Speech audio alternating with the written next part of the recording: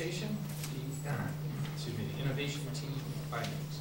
And I just wanted to quickly reintroduce the team to the board and also remind everyone that without the funding of Anthem Blue Cross Blue Shield, Quest Diagnostics, component engineers, White Cleaners, Gale Development, and Mid-State Medical, we would not have had the opportunity to have Jan Murphy, Patty Purcell, and Kate O'Donnell to take time this year to investigate our district more in depth in terms of where we'd like to go as a district, in terms of data-driven decision-making, in terms of where are the best areas and the most important areas for us to investigate to improve student outcomes.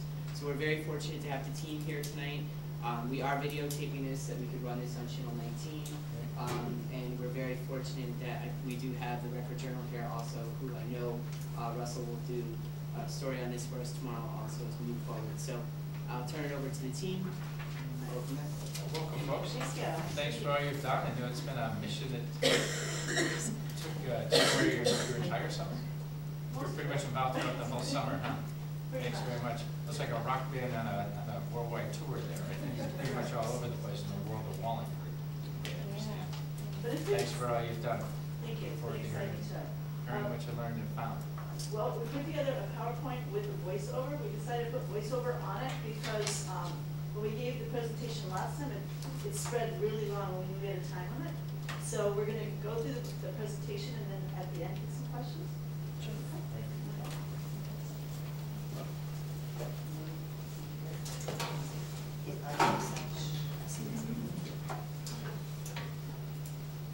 You also have a hard copy. Good evening, and welcome to the presentation of the Wallingford 100 by Jan Murphy, Kate O'Donnell, and Patty Purcell. On the left is a typical classroom in 1892. On the right is a typical classroom today, 120 years later. Notice any similarities? In 1892, a committee of 10 were asked to design a public education system that would separate the unskilled workers from the skilled workers. Their design called for 12 years of school, kindergarten through grade 12. High school requirements included 4 years of English, math, and history. It also included 3 years of science, starting with biology, then chemistry, and finally physics. Sound familiar? The comments on the bottom of some of our slides are taken from parent and student surveys. The current industrial age system of education is working perfectly if you're looking for 25% skilled and 75% unskilled students, or if you're looking to have around 1 million students fail to graduate high school every year. We need to completely revamp the system. We interviewed and surveyed students, parents, businesses, Board of Education members, administrators, teachers, and paraprofessionals to get their opinions regarding education. Here is a memorable quote from a live podcast of student interviews that we did with a group of 8th graders. To hear the entire podcast, you need to visit the Moran Mustangs channel on YouTube.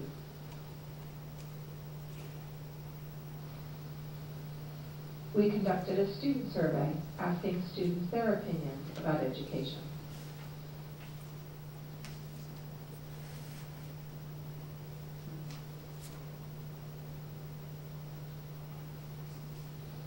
We surveyed parents, too, to see their opinion on what they felt was important to include.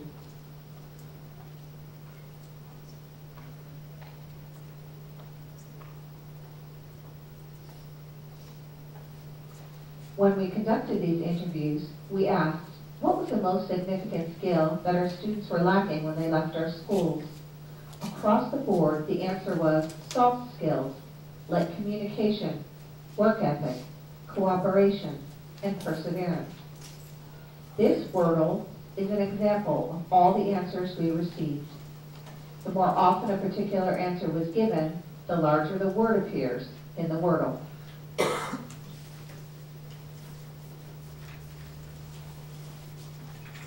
We interviewed businesses, administrators, and Board of Education members to ask their opinions regarding education. We asked a few of them if we could share their comments with you.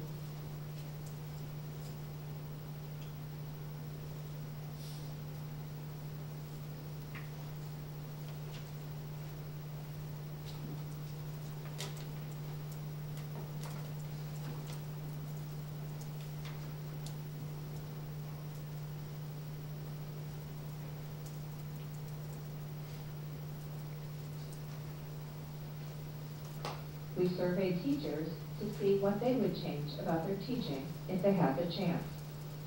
This diagram visually displays the most common answers by the size of the bubbles. As you can see, adding and incorporating technology was the most significant thing teachers wanted to change.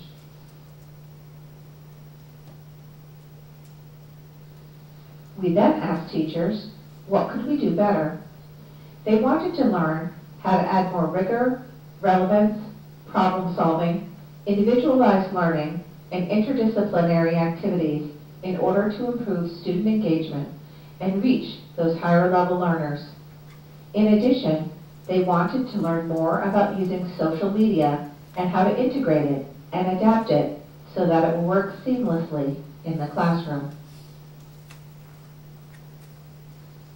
We felt it was important to survey paraprofessionals too.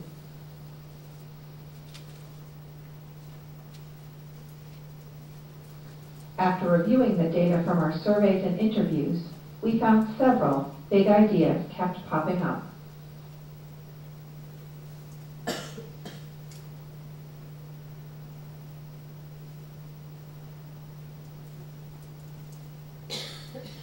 We decided to visit some schools that were known to put some of these ideas into practice.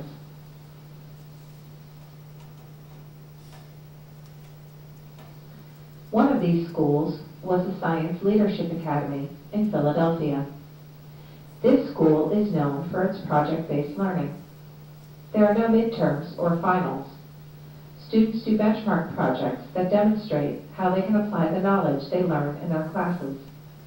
For example, students in physics had to build a catapult that could launch a ping pong ball exactly 10 feet. They had to prove mathematically how to do this. Another initiative at this school was independent learning projects. On Wednesday afternoons, freshmen go to the Ben Franklin Institute for Instruction.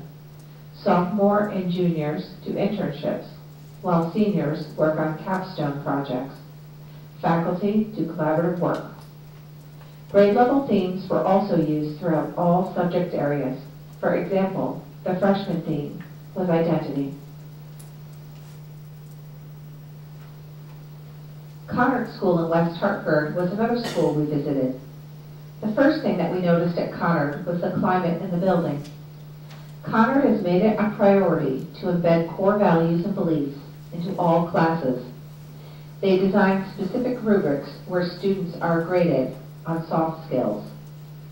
Conard believes that most students should take an AP course. They feel that raising their standards has led to a higher graduation rate.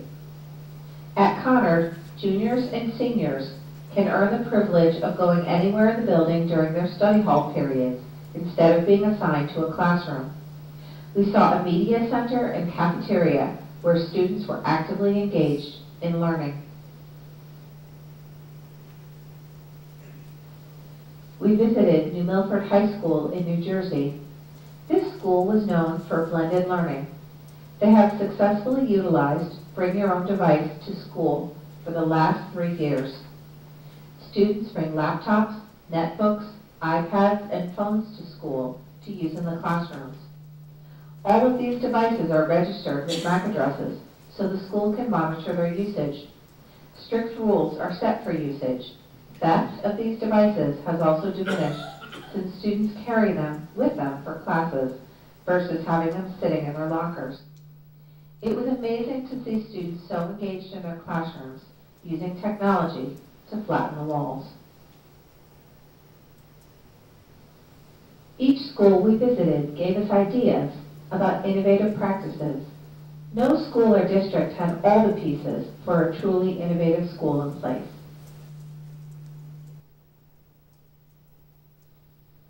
Learning about the process of transformation that each of these schools has undertaken was extremely beneficial.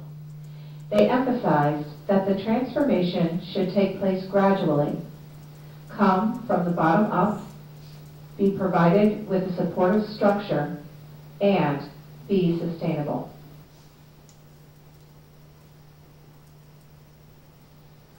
In our district, we have many pockets of innovative teachers and practices, but they are working independently. In order to move to educational excellence, we need to move from individual heroism to a systemic design of innovative practices. When we started to build a plan, we looked at all of the external influences shaping transformation: teacher evaluation, administrator evaluation, DPI, or the District Performance Index, and SPI, the School Performance Index, SRBI, or Scientifically Research-Based Interventions, Common Core State Standards, NEASC, the New England Association of Schools and Colleges, and the District Strategic Plan. Our plan for the Wallingford 100 includes initiatives at all levels, pre-K through high school. All the different levels in our district contribute to helping students ultimately stay in school and become college and career ready. Although our innovation project cannot concentrate on every one of these recommendations, we hope to share these initiatives and research with different management teams, administrators, and teachers in the hopes that these ideas can flourish. At the preschool level, we feel it is important that there is alignment between the different preschool programs in Wallingford to ensure that students are ready for the kindergarten curriculum. We would like to see the local preschools connect to the public school system through common training, the current birth through 5 programs to align, and to look into the positive effects of adding structured play to our pre-K and kindergarten programs. Structured play is where students learn executive functioning, self-regulating skills. At the elementary level, we feel it is important to begin a systemic program that will continue through high school that checks and connects students that may be at risk. This program would follow student absenteeism, grades, and behavior. If the student is at risk, then he or she would be connected with someone in the school community who will keep tabs on them and find a way to connect them to school. Each of the proposed initiatives listed from the elementary level on would continue up through high school. These ideas are listed where the program would start. Other initiatives starting at the elementary level are a language immersion program, project-based learning, team teaching with extended looping, and technology integration that flattens the classroom and allows students to blog, wiki, and podcast. At the middle school level, we would like to propose teams that fluidly move students between classrooms depending on ability and the need for intervention. In order for students to better understand their areas of interest, we would like to propose that students are required to do themed projects in different areas such as global issues, energy and the environment, financial literacy, and technology and information. Since the high school is where our innovation project will be directed, we will go over these suggestions in detail on the next slide.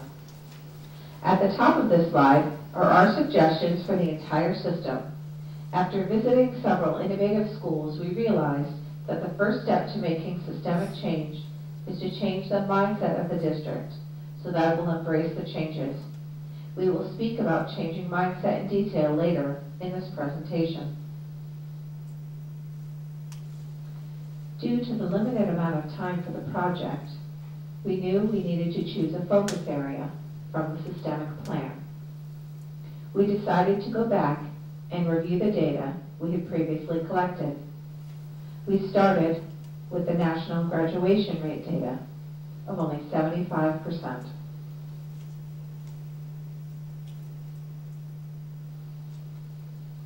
We then compared Wallingford's graduation rate to the nation and found that overall it is significantly higher. However, most of our subgroups fell below the national average. The gap between our subgroups and our overall population is more than 10 for most of our subgroups.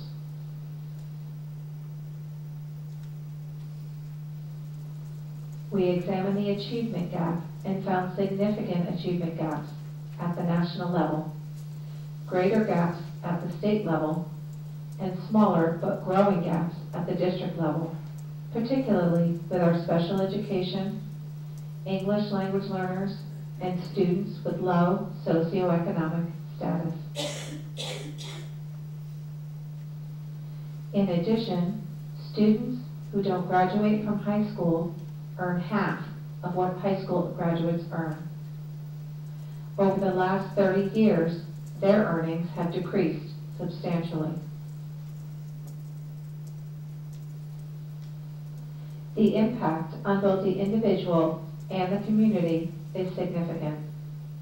Dropouts are more likely to receive public assistance, commit crimes, become incarcerated, and are less likely to have health insurance, pension plans, make civic contributions, stay healthy, and to vote. Raising graduation rates would save taxpayers money, greatly expand tax revenues, boost employment, reduce crime, and improve citizenship.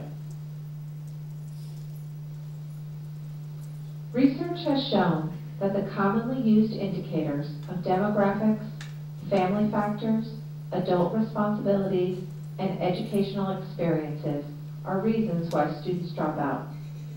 But they turn out to not be good predictors because too many students fall into these categories. Further research identifies the following characteristics which have up to an 80% accuracy rate in predicting students who will drop out. Some of those characteristics are low grades and attendance in grade 4, scoring an F in English or math in grade 6, or having failing classroom behavior, an attendance rate of 80% or lower, or declining grades from grade 5 to grade 6. In grade 8, some of those indicators are an F in English or math, an attendance rate of 80% or lower, and a significant drop in attendance starting in grade 6. In grade 9, some of the indicators are failing a core subject, an attendance rate of 80% or lower, falling behind on credits or not being promoted, or a declining GPA from 8th to 9th grade. Students report dropping out because they are not motivated to work hard or interested in the learning. Evidence of low expectations are the number of remediation courses students take at state colleges and universities, the 6-year completion rate at state colleges and universities, and the low number of students taking AP exams.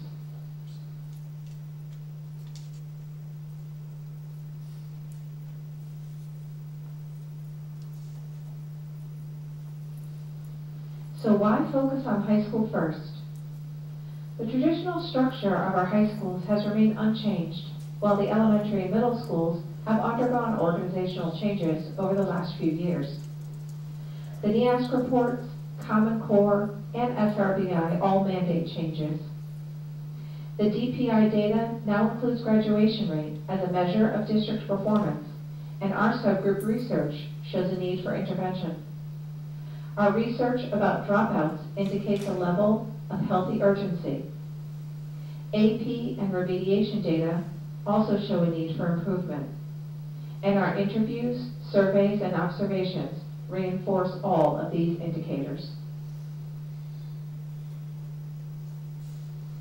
The rest of our sabbatical year, and for the next 2 years after that, our team will concentrate on assisting the high school leaders to transform their schools. We would like to propose that the following are part of the transformation process. 1.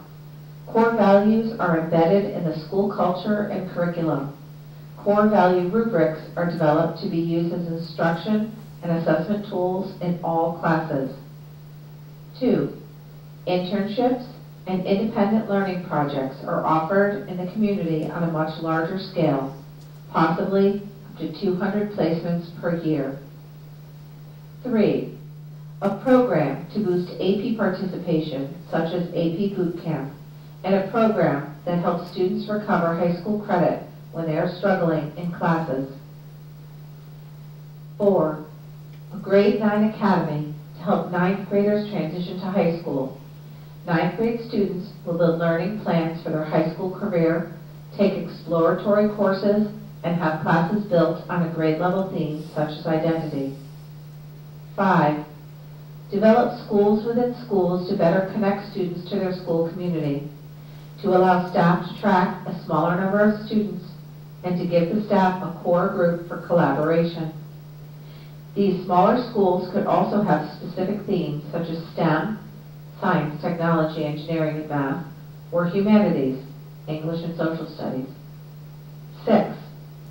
Finally, to help students develop their own personal learning network through the use of technology and social media. The district-wide programs that we feel are essential for moving our graduation rate up are a systemic Check and Connect program that tracks students at risk. We talked about this earlier in the presentation. To push toward personalized learning and to collapse tracks. To organize surface learning projects by teams or smaller academies or schools within schools. To use project-based learning as a way to apply learning to real-life situations. To use standards-based assessments, grading, and report cards. And a full language immersion program that continues through high school. Just like a skyscraper begins with a strong foundation, our plan's basis is the development of a growth mindset that includes core values for the entire community. Building upon that cornerstone are academic and social-emotional transformative innovations that support our goal. The first level is changing the structures through academies and schools within schools. The next level requires changes to pedagogy. Outcome measures will help us evaluate and share the effectiveness of the plan.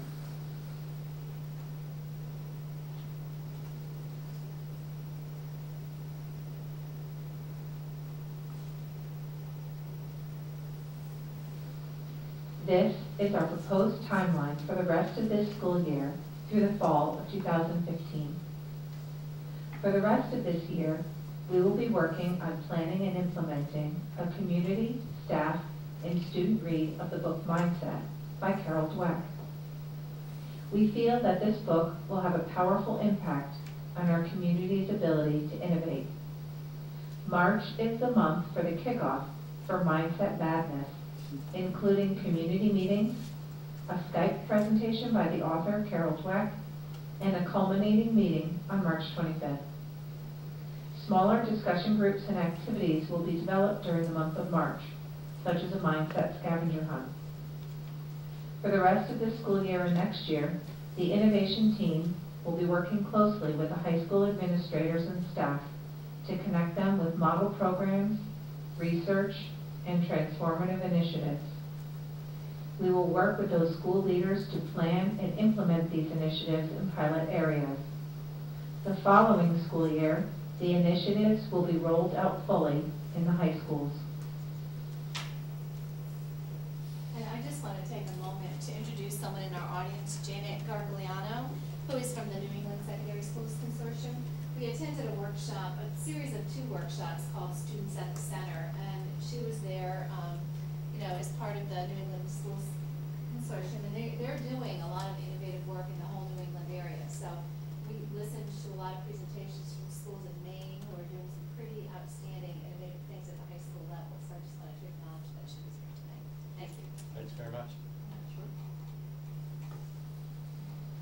It is a combination of elements that makes this project so innovative.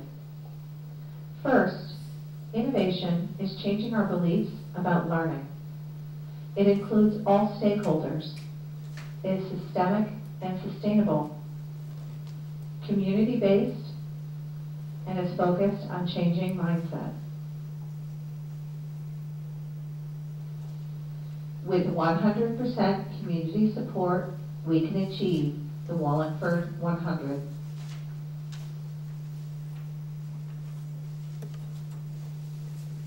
Wow.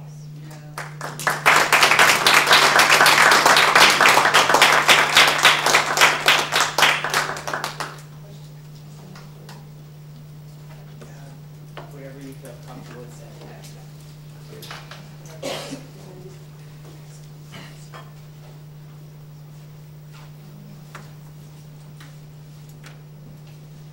Any questions? If you want to share a couple of the other documents you had for them, just please to refer to them. So This particular one has the graph. What it is that we took each of those steps that we outlined for you, and we wrote what it was, rationale for it. We gave you some examples. We talked about what strategic plan goal it aligned with, an idea of who should participate, who should oversee it, and some suggested steps. We also have research for each of those, but it just was too wordy to put on this document. But we can get that for you if you have that. And this is just an update.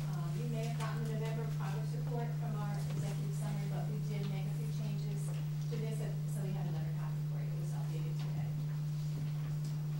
And one of the things that somehow got cut out of our presentation that I wanted to make sure you knew, this little sizzle here, we would like to see it all around the community, because we're looking at trying to get the entire community involved in this Wallingford 100. So it's 100% of the community involved in getting 100% of our students, college and career ready. And so not only like posters or shirts or something, but we wanted to see it all around the community, because it is a community thing that we need to do. It's not just the school system, it's everybody needs to help, and everybody will benefit from that.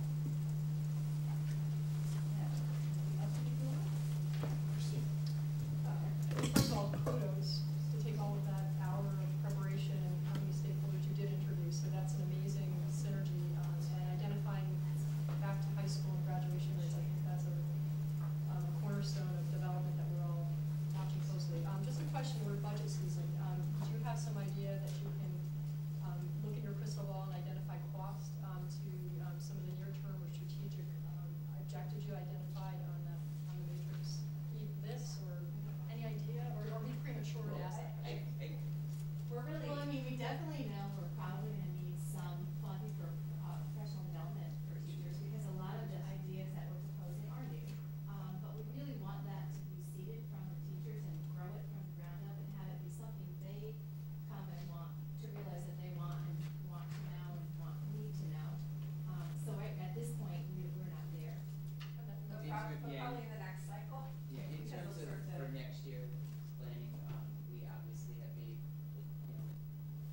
adjustments, and we are taking into consideration professional development. That's the key focus. Beyond that, a lot of the things that are on this the systemic approach sheet, the Wallingford 100, this one, we already have, as was mentioned in the presentation, we have some of these things going on already. So it's a continuation. It's just getting them more ingrained in the system, pre-K-12 rather than just at certain levels. The technology, for example, I mean, that's something that's an ongoing initiative through our refresh cycle, which we were able to actually do last year. That would definitely be budget this year to continue that refresher cycle of our technology. So it is embedded, and that's why I wanted them to point out the document here is that the strategic plan is embedded right in this. So it's not a new initiative. It's taking the strategic plan and couching this within that, because that was, we want to maintain focus. We don't want to lose our focus, because the strategic plan is developed with a reason, with a strategy behind it. So this only enhances that. Thank you. Where is this? What is this from again? They created this. Did you take that from anywhere on this big package? No. No. It's taking some of the ideas from here and sort of giving you a little bit more meat to it, a little more detail, because these are just, short We phrases created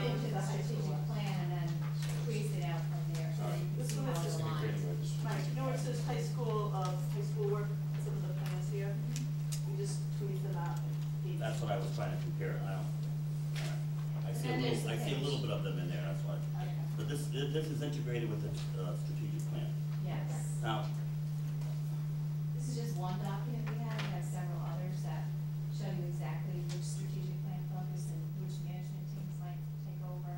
We've already met with PTS staff actually to sort of hand the ball over to them as far as some of the work with the Check and Connect and just some of the proactive strategies that you can put into place at certain key grade levels that we know are risk factors in kids dropping out of school. We know as young as third grade that some kids, if they get a failing grade or have high attendance, could, be at risk for dropping out later on.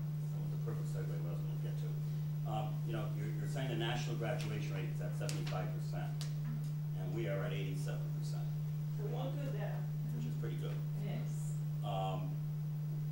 What concerns me are the subgroups.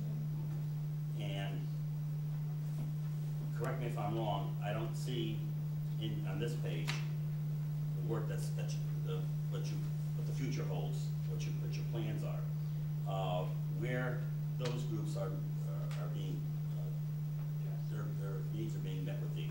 Well, the whole idea really is to customize learning and personalize it for students. So a subgroup such as an ELL population or a student who has special needs might benefit from an externship, doing something hands-on, from some problem-based learning, blended learning, which means they could take an online course at their own level. So it's really almost like we'd love to see a continuum of services that run the gamut where a teacher or a classroom teacher would have a lot of different options available, sort of to customize a learning plan for a student who really had significant learning needs to match what we need, in our global society to be able to make them 100% college and career ready. It doesn't mean everyone will go to college, but they should be ready for some type of a career when they leave us. But in your investigating, did you hear from people, from the teachers, especially, why they feel these kids are not graduating? What's going on? Why are these subgroups where they are? We not ask that specific. But that would be a great question to find out. Because when we first did our survey, we did not have a specific focus, and so we did a very general survey. But now that we have a specific focus, that makes sense to investigate it. And there's a lot of research being done at the state level because we do have one of the widest achievement gaps in the country.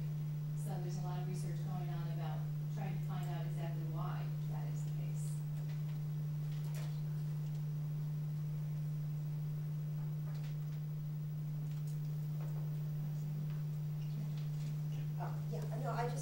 I had the luxury of seeing this presentation before to our business partners that are participating in the program. And I just want to say that, they were very excited about the presentation and the focus, I would say. And I just want, I've watched you guys go through this process from the beginning, and kudos to you guys. I think you guys have done an amazing job. I was very curious to see where you were going to end up, thinking back in through the summer. And I think that this is an exciting goal for us as a district to, I think this is actually a cutting edge thing, because knowing how our state does have the reputation as one of the biggest achievement gaps, if we can, on our own, do something to minimize that, kudos to us, and I applaud your initiatives. And from a board perspective, at least from my personal, I'm in support 100%. So I think it's a great opportunity. Thanks, Jane. Just a quick question. Have you done? I know that there are private schools, private K through 12 schools that do achieve 100% graduation rates. Have you any statistics that show a public school achieving that same goal? Charter and magnet schools?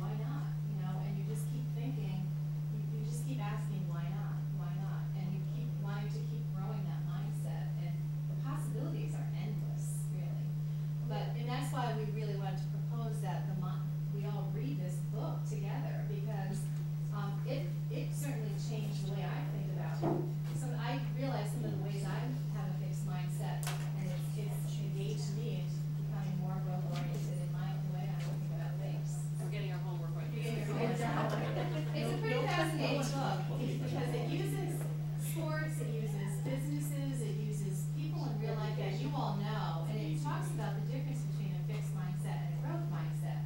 And it really, there's something you can relate to in the book. Every one of you will be able to relate to some part of it. Do you think I'm gonna change my mindset? I do. Well, I don't know, mine might be the exception.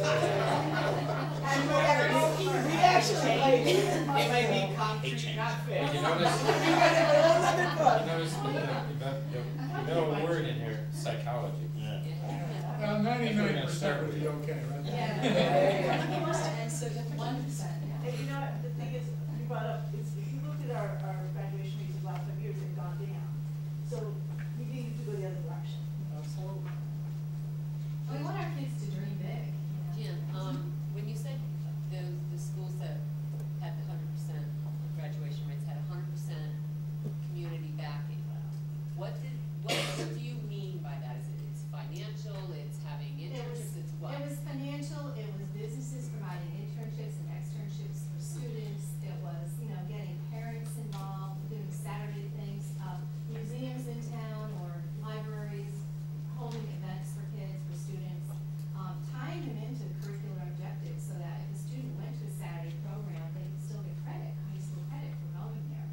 Whereas it might not be something everybody wanted to do or was interested in. So really thinking out of the box about how the resources we already have right now, how we could use them in a very different and innovative way to meet the needs of our kids without costing a lot of money. And one of the places, I think it was in North Carolina, was talking, they actually had these posters everywhere. Everybody in the There were community things, was part of it, saying, So it wasn't just like, oh, this is something my teacher wants me to do, it was something that was pervasive throughout the T-shirts, community. videos, could sell T-shirts to promote the idea. and our whole mindset idea is not just homework for you, but we're asking, the staff, the entire staff, the town. Yeah, well, I was just gonna say a couple things. First of all, before we go into that, I think that there's two things. That it's not just graduation rate. I mean, yes, that's the ultimate thing, but it's 100% engagement, 100% participation, 100% motivation on the part of everyone. But also the slide that I think hits home to me besides graduation rate is the slide regarding remediation at state colleges. That's the one that, of the Lyman yeah. Hall kids that go to a state college. And 66% in the state average, I still can't figure out how one of mine in the National Honor Society and had to go to remediate a whole. Well, and then you also have the AP courses. I mean, the AP test taken, on average, it's 19% in Wallingford and 33% at the state level. That's not a statistic that it shouldn't be that way. It really shouldn't. And we have phenomenal AP teachers. I mean, we have incredibly engaging educators. So what does that mean? It's not, what does that look like? What's going on there? The other thing about this 100% community involvement, and that ties into the mindset, is that I think it goes back to, and Mike and I had a conversation a little bit today about this, is that it goes back to some of the things that we're missing in our society. Everybody taking pride in the community, taking pride in the neighbor. I know growing up, my neighbors, my parents always talked to them, we were talking about school, sports, whatever it may be, but there was that, when somebody did something in the neighborhood that you were proud, you were in the newspaper, we got like 7 different copies of the newspaper at our house. There was always notes or whatever, that was just the way it worked. And we really did believe that our neighbor's success was just as important as our own. And I think we've lost that a little bit as a community. And I think that that's one of the things that trying to pull this together is what we're looking at, is try to bring that back. And Wallingford is, I remember the first meeting that I really met the community, which was at Sheehan's auditorium on that Saturday in January, my first year here. And I heard about community, and I heard about passion and commitment to neighbors and community and their schools. So I think with that foundation that I know is there, we can make this happen. In terms of the book, we did buy copies for the town council. We did buy a copy for the mayor. We did buy copies for a variety of groups. We actually did a cross-section of the whole community, and we have SCAL, we have you know, you name it, we have a list. So the goal is that we want to engage all these constituents in reading the book. We are going to number them, we are going to label them because we want them back, because our goal is to actually have our students at the high school level read this book as a summer reading option, or not option, but mandatory summer reading book, because they need to also understand this mindset philosophy. So the idea is that, again, next week, actually next Thursday, we're going to be having a meeting for our mindset masters, which are basically people who we're going to invite to understand what we want to do with the book, and then have those people engage in reaching out to other people in the community to get the books. We do have a relationship with the book companies, so we are going to try to make those available at a discount price. And then, as was mentioned, the author, Carol Dweck, is going to kick off the whole event at our instructional committee meeting in March. We're trying to plan that night so there's maybe a little dinner, get some donations from community restaurants. Anybody watching this who like donate food, please contact me, 203-949-6509. Especially Italian. And we'll make it an event. And then during the ensuing 2 weeks, we would like to have the group book club meet at least once. And then on the end of that month, on that Monday, we want to conclude. We do have, we've reached out to a couple of people that are known in the local media, the state media, that would like to help us facilitate conversations also.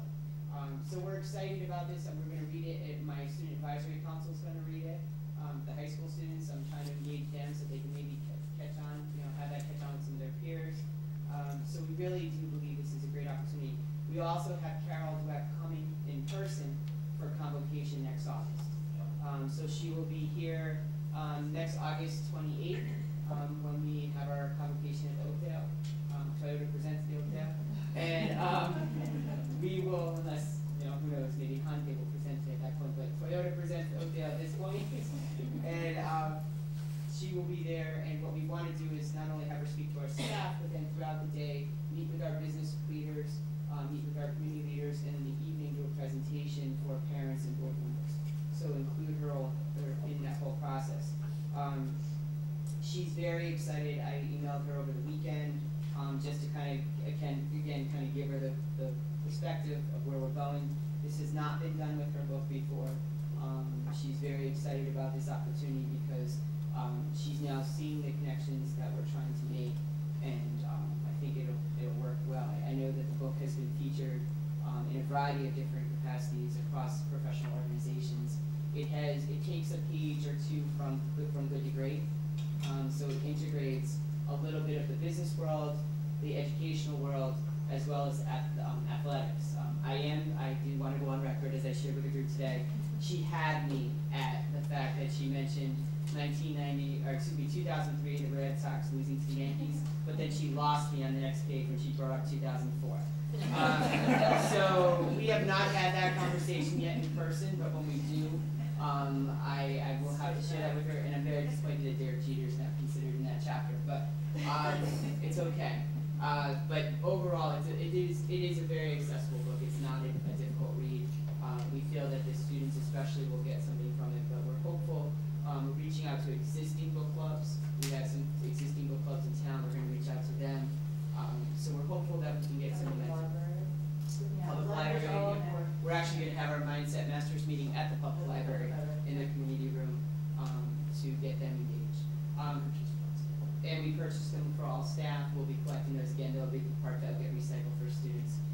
The other piece that I want to say is that the timing of this is meaningful and purposeful. If you haven't caught on in my 3 and so many years, my 3+ years, is that March is our month, kind of our down month from the budget. We pass it off to the mayor, and he's deliberating. That's also the month that we'll be planning again our second annual potluck dinner with the town council. So hopefully by the time that we get to the potluck dinner, they'll have read the book. And really, I have to say a personal goal that I have for this, and I don't know if it'll happen.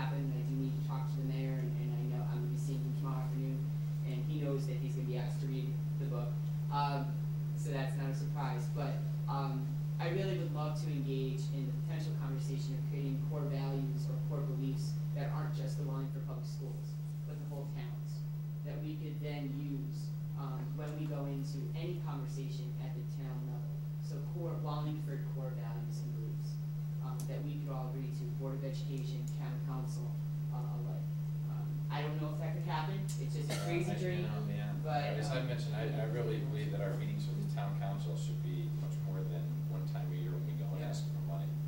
I really think they ought to be throughout the course of the year, when we talk about all the stuff that's happening here. I mean, they spend how many nights going through the detailed budgets of all the other departments that in total only equal half of what's spent on the Board of Education. Sure. And I just don't see how that current structure can possibly give any justice to understanding what's behind all the resources that we request. They're just it's all focused on dollars and cents in those budget meetings. When I think And what Sal's we- point then, that Yeah. establishing core values that we're both Right. driving to. Right, but I think it needs to be done outside of those budget meetings. Oh, so this is not, well, Yeah, this, I outside mean, of it's that hard to budget find season. when there's not a time that they're not talking about budget or they're not talking about an issue. I just, in terms of this, the timing maybe could have been different, I but. mean, it sure seems to me if we're spending $2 out of every $3 of the towns, that 2 out of every 3 town council meetings for the year should be dedicated to education. Makes sense. We won't argue with Yeah, that. we're not in a place to argue with that. Is that instead of lampposts and wood?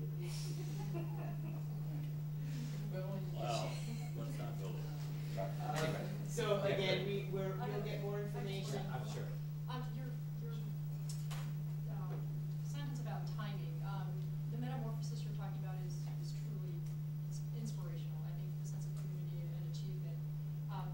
When we think about the timelines that are ahead of us with CORE, obviously we have a lot of curriculum changes. We have a lot of professional development challenges ahead of us in making sure that the entire community, including the stakeholders, understand and process and adapt to the changes coming down the pipe from the state and our mandates.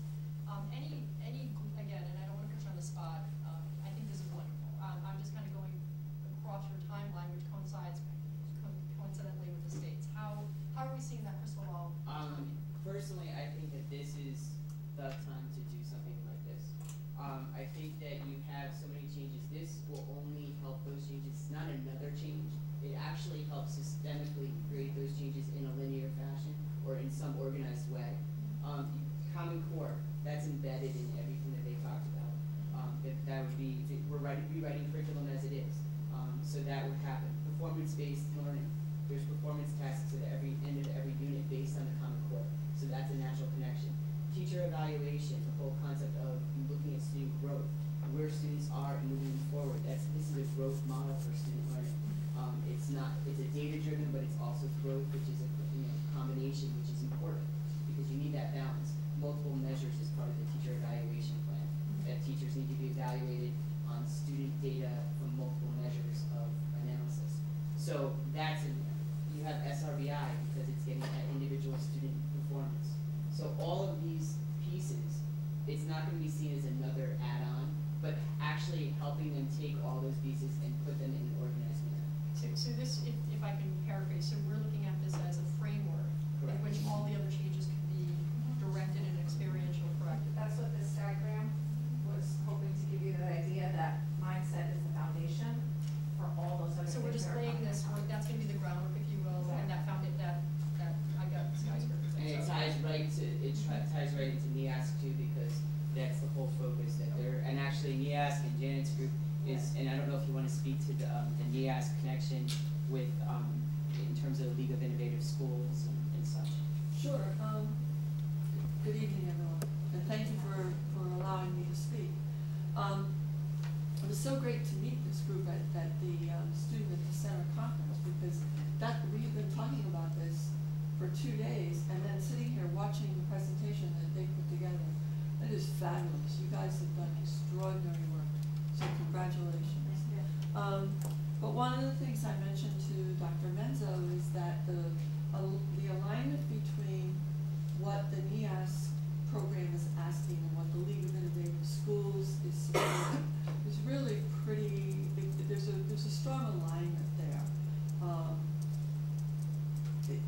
And so I think that if the Wallingford schools were going to participate in the League of Innovative Schools, you would find that there's a tremendous amount of support in place for all of the things that you're asking to do. We currently have 9 schools that are involved in the League of Innovative Schools.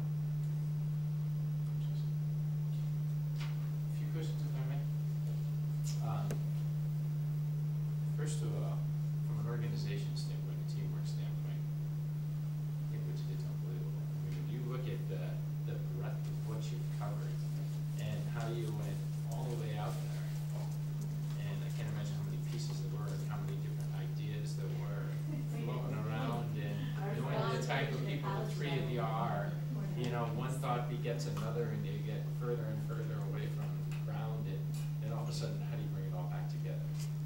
And how do you bring it all back together, and then, I mean, how do you bring it to the ground, and then how do you put it all together? And that presentation, I thought, was extremely concise, cohesive, and innovative, and congratulations. I think it speaks to tremendous teamwork. I'm not sure how much the three of you worked together before this, but you guys must have worked together wonderfully as a team. Somewhere. For a couple of years and in the same school. Oh, okay. Well, you pulled it off from a team dynamic standpoint, from my observation, tremendously. Congratulations. Thank you. Sal, I'm sure you were very close to this, and your leadership is clearly evident throughout it. And I know we're not into too much detail, and I just want to follow up with Christine's first question. But I gotta believe that you're comfortable that you wouldn't let them go off and spend all this time and take our district down this huge road if you didn't believe that it was financially feasible. Oh, yeah. You know, so given what you've seen, Yeah. I've been in the town for 3 years. Absolutely. And knowing what the world's like out there and the finances are like in the community, and No, that's, and financial Jay, I'm glad you're posture teasing of this it. question out, I mean, because to be honest, that, really, this is like what we've done at all Okay, our so other you see it fitting in. opportunities. It's looking at efficiency, it's looking at what are the best, what we do in the best way to get the best outcomes, or the most prevalent outcomes that are positive, so So I you're don't see. comfortable it's not gonna require unrealistic financing No. to achieve? Great. One piece I was surprised that I didn't see in the presentation at all, reference to was parents in the community. And we talked about commitment in the community, but that you didn't particularly mention commitment of the parents. And I would think that to achieve this success, that the parents have to be real partners and committed. We didn't speak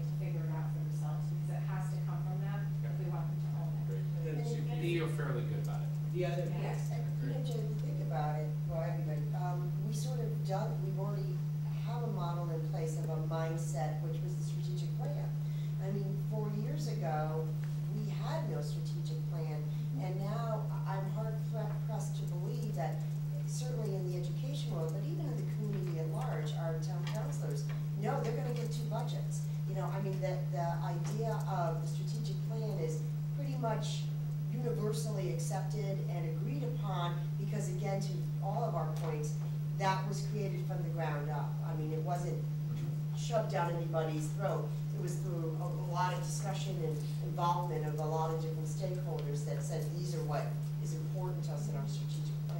And a So lot of it's so doable, really. A lot of the core values are probably embedded in that. Sure. I mean, they're already there, we just have to pull them out. Right. One of the things that helps too is 2015 is when we're looking to actually implement it. So we have time. The other really nice thing is you have capacity. You have 3 people here who have time on their hands to research, to connect all the people to high schools with the experts we found, to go to mom schools, to go to campuses. You know, we've already got an assignment from the administrators about five or six things that we're going to research with them if they ask specifically. So that's what we kind of push them with, is look at, here's some ideas, tell us what you need, use us for the next, you know, for the end of the school year and beyond. But use us, you know, to find out these things. So you do have capacity to kind of help this along. We didn't have as much in the past. So 2015 is, and I know this is all just real rough. Well, because it At this point, coincides with that's- them as a team, so.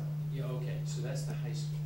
Just a rough guess as to when this Well, would the get rest- fully implemented. Well, I through think the- that in terms of this, and this is what I think they mentioned, is that if you look through this and you were to highlight what we're already doing, there are already going to be highlighted items. We're already doing some of this. The other way that they already have, they have other documents that they've shared with the central office, is that they have these other areas that would be filtered down to other decision-making teams, our management teams, which have teachers involved. So this work will go on simultaneously. However, the focus, because of the resources in terms of human resources to get professional development in the changes, would be focused on the high school. So this stuff, we wouldn't be just focusing here at the risk of not moving along here. This would just be happening in a different fashion. So it wouldn't be too long after No, the 2015. I mean, when you look at the expect that. when you look at the K2 and 3-5, I mean, we're already, you know, planning in some of these areas in terms of the technology piece. As Jan said, she's already talked to PTS regarding Check and Connect plans, the interdisciplinary projects, and the performance assessment is inherent in the Common Core. So there's already those building blocks. Yeah. And that's why, you know, I think it's only inevitable. We've done the appropriate work at those levels. And I think that when you look at the outcomes, and I don't think there's a high school teacher in our district that would say, looking at some of the data, that wow, that doesn't, you know, kind of get you a little uncomfortable. And they want to do what's best. I mean, we have awesome teachers. They want to have their children succeed. So when you look at, okay, well, we know change needs to occur, and now the opportunity is to engage them in that conversation as to what does that change look like. The non-negotiable, so to speak, is that something has to change. Because we can't have the same thing. Because if we continue to do what we've always done, we're always going to get what we've always got, which obviously isn't enough. So the non-negotiable is change has to occur. Now it's a process of engaging the staff in that process to understand what's that look like for us. And my last question is, just as a kind of soundbite, I guess, if you had it for us, how can we describe to people in just a sentence or so what they should expect to see different in a graduate once we've got this fully implemented than what they see today? I think we will produce students who are ready for the 21st century, which are for problems that we don't even know exist right now, or be able to perform in jobs that don't exist right now. Because it's a lot of those soft skills, the ability to problem solve, make decisions, with minimal information, a lot of information. And if we can produce students who can stand on their own 2 feet and think on their own, I don't think any of us would have a problem with that, you know. And that's what we kept hearing over and over again. And I don't know what jobs are going to be like in 20 years when today's kindergartners are going to graduate from high school. But if we teach them how to problem solve, how to be thinkers, and how to stand on their own, and use the resources they have to solve those problems, that you can't ask for anything better than that.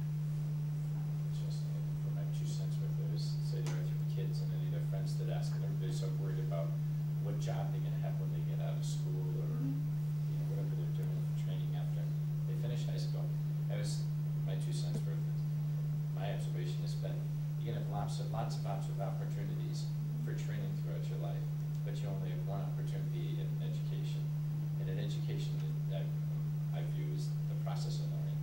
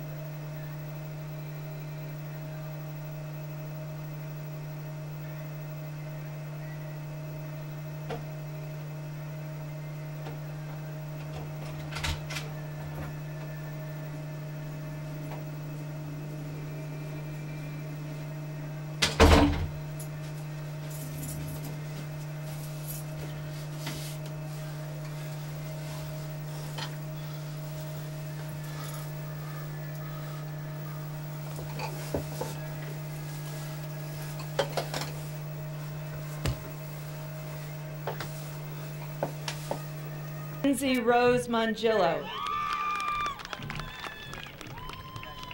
Matthew James Mongillo.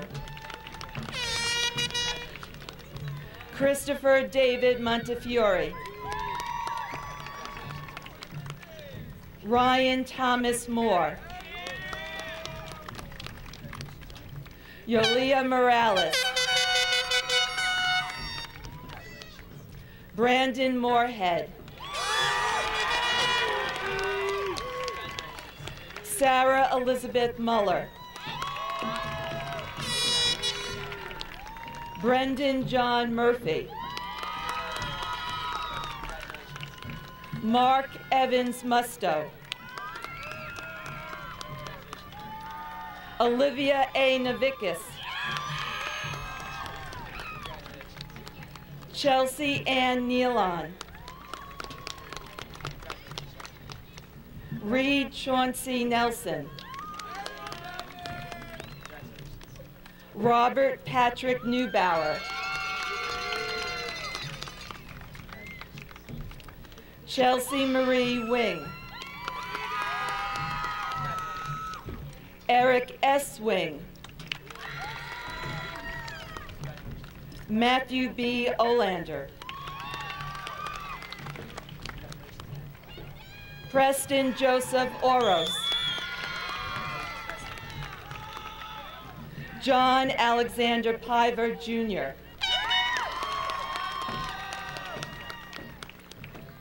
Gabrielle F. Papali. Nicholas Robert Perillo. Kyle Arthur Paul. Marshall Robert Pegg. Audra Nicole Petrowski. Kyle David Piper. Cassandra E. Podeswa. Marissa K. Poblowski. Andriana Marie Prest. Zachary Alexander Prefontaine.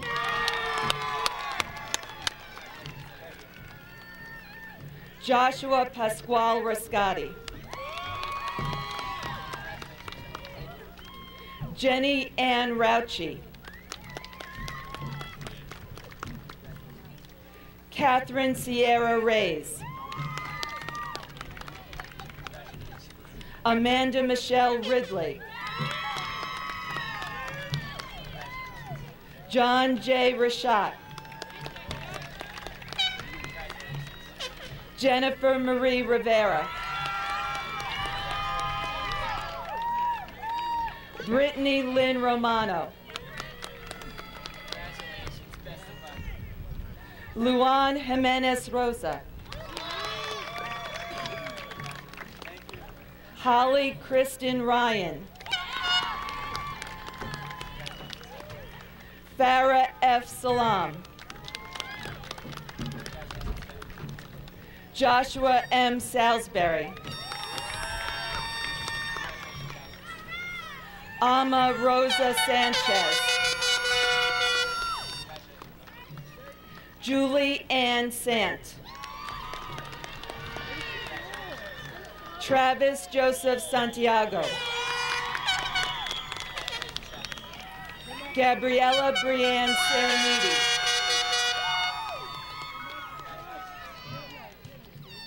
Janie Morgan Schlauter. Jennifer Elizabeth Seiler. Harley Catherine Shaw. Christopher Michael Sheehy. Jake Anthony Signor.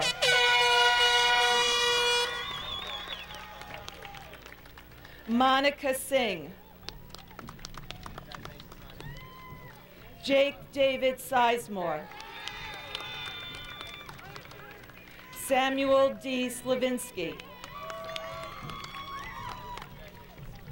Cole M. Smiles.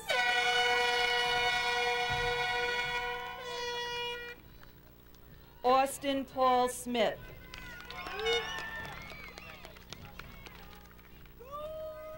Nicole Michelle Soderling. Jonathan Eugene Songer.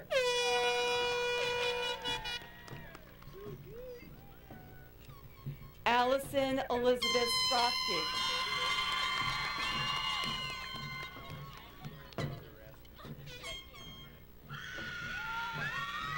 Morgan Lee Saint Amant. Matthew J. St. Clair. Samantha Jean Stewart. Alex Anil Strongen. Vincent Robert Seligowski. Luigi Tangretti.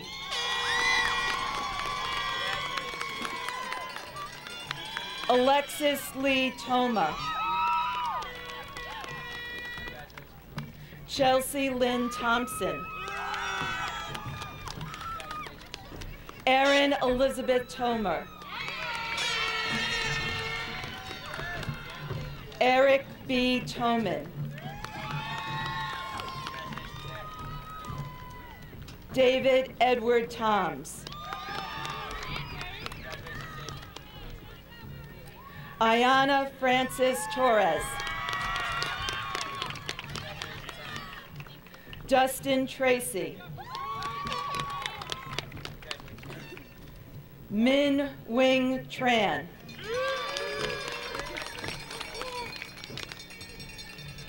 Julia Trong.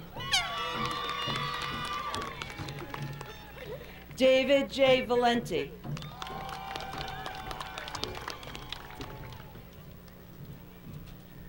Jean-Marie Van Heerden. Kyle Patrick Van Hennick. Tanisha Nicole Vasquez.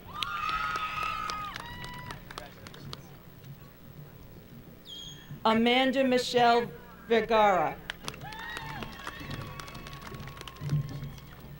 Matthew Stephen Vignola. Kirsten Nikel Vergolto. Felicia A. Vitale. Nicole Catherine Vitello.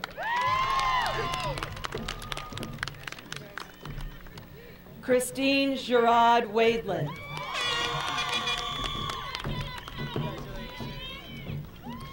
Ronald William Wasmer, Jr.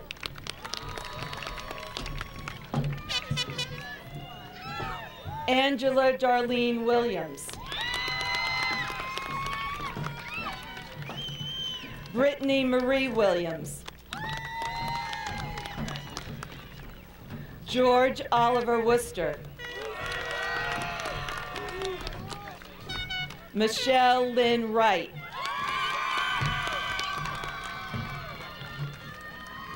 Tyler George Yasensky.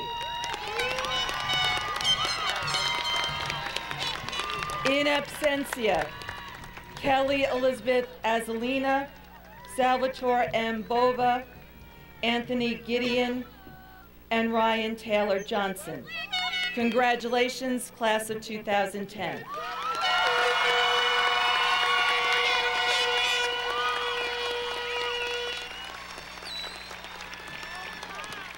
I would like to thank Ms. Cheryl Kolwick, Mr. Robert Covey, and Ms. Christina Medanti, who have generously contributed their time and talent in orchestrating this ceremony. I would also like to thank the members of the faculty for supporting our students each and every day, and for helping to create an atmosphere in which students can succeed.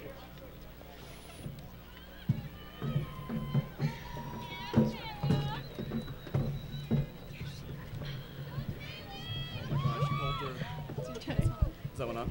Wait, guys, wait for the band. Hello? No, wait. No. Wait for the band. Can we take these off, buddy? Yeah. Watch Barry. God.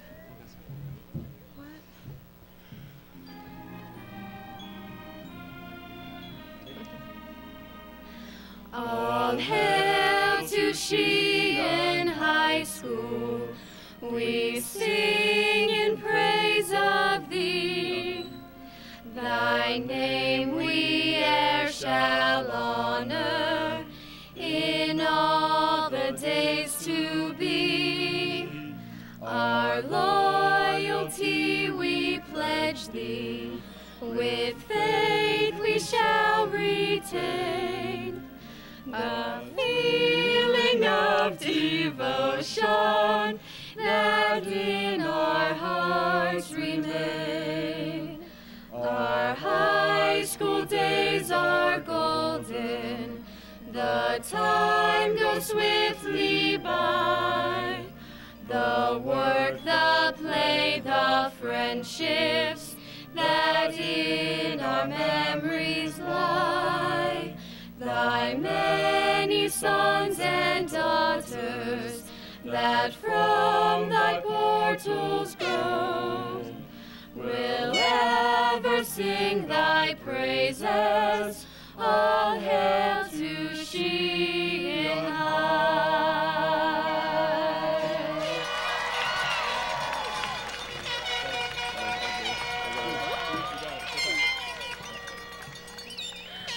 Okay. You got it? Okay. Wait.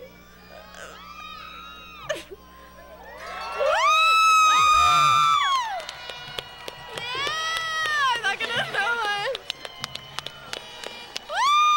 Oh, I probably shouldn't be screaming. Ready? Ready? Yes! Oh. Oh, we should go get our stuff. Yeah, we should.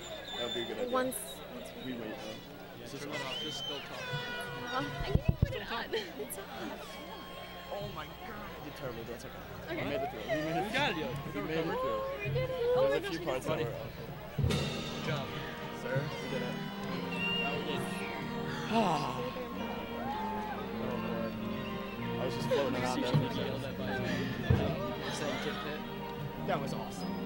That was awesome. And it was necessary. It's off. We're good. Can I take my hair? Wherever.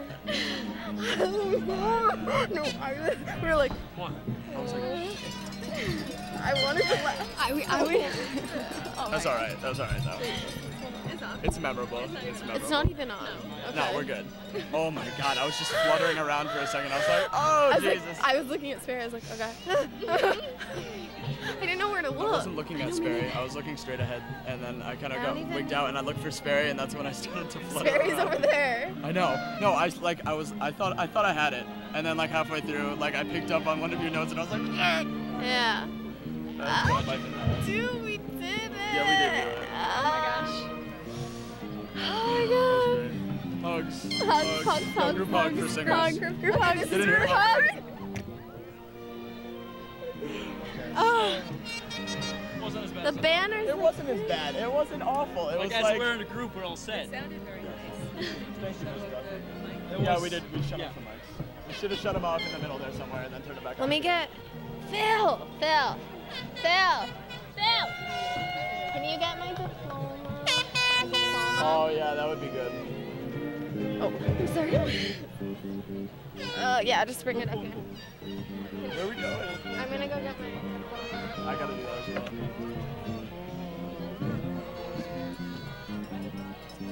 I don't know where we go. Oh, we should probably go. I'll go this way. We'll go this way. And I'll get my. Yeah, let's go this way. Which way? This way? Yeah. Yeah. All right. Congratulations again. Good job. Congratulations.